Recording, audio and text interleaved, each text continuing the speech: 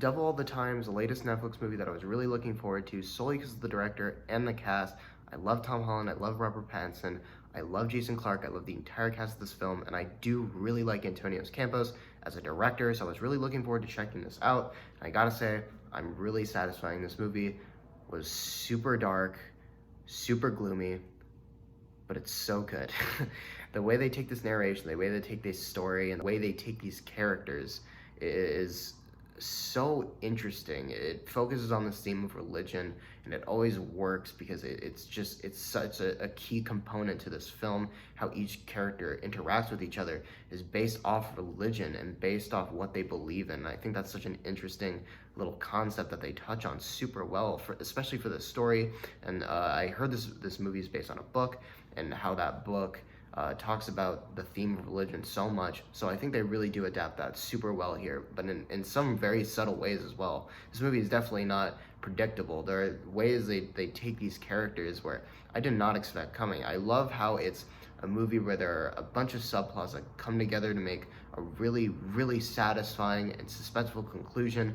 I think the way this movie concludes is super satisfying, especially with the character that you end up growing to love throughout the movie, and why he does what he does. You completely understand him, you know where he's coming from, and that's something that a lot of films nowadays don't really do. They don't really get you behind the characters. Like, this movie gets you behind this character, and that character is played by Tom Holland. Tom Holland is definitely one of the standouts of this movie. So is Robert Pattinson. Oh my god, fucking Robert Pattinson, I hate him in this movie, but like, as a character, I think all the performances are so good, and I think the way they tell this story is super interesting and super unique. It definitely takes a very Coen Brothers-esque vibe to it, and it does insert that tone into it.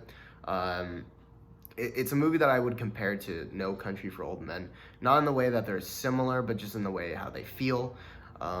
But I think it's just such a well done movie. There's really nothing else to it. It's super well done. It does have its problems. I think the movie does tend to focus a little too less on some characters. It doesn't bring as much focus on some characters than it does other characters, and I think that's probably the biggest issue I have with the film, because it makes it feel like some of the subplots are a little rushed and and they conclude a little too early, and I feel like there could have been ways where they could have expanded upon those characters, which they didn't.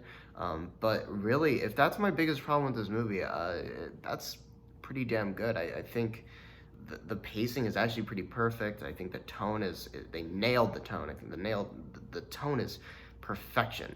And I think what they do with this movie and how they execute it is super well done. I don't want to give any spoilers, because this is definitely a movie that you want to go into not really knowing anything, because it will just surprise you and it will shock you. And I think it's just a really well done film.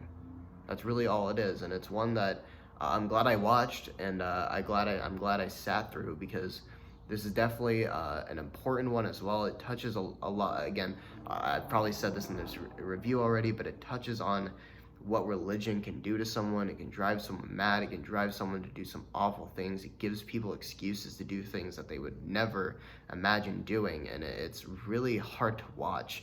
And you see all these horrible people do these horrible things and ruin people's lives, and it's really hard to watch. But I don't want to say exactly what happens, because again, it will shock you more if you don't know anything going in. Avoid the trailers. Even though I love the trailer for this movie, please avoid it, because again, the less you know, the better it is. So with that being said, I'm gonna give Devil All the Time an A-. Anyway, guys, I hope you enjoyed this review. I know I did, because I love making these videos. I think they're awesome. I love doing reviews for you guys. I love it so much. But look out for a Sputnik review, and then an Enola Holmes review. You don't want to say anything about that movie, because I'll save it for the review. All I gotta say is look out for it. So until then, see you guys in the next video.